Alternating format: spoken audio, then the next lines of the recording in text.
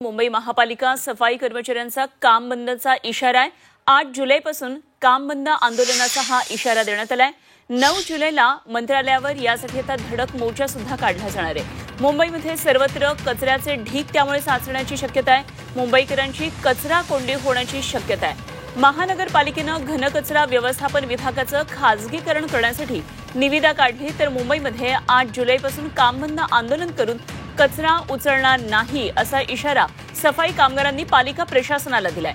खासगीकरणाबाबत पालिका आयुक्तांच्या प्रमुख उपस्थितीत झालेली बैठक ही निष्फळ ठरली आणि त्यामुळे ही स्थिती निर्माण झाली आहे। हे आंदोलन झालं तर मुंबईमध्ये जागोजागी कचऱ्याचे ढीग जमा होतील।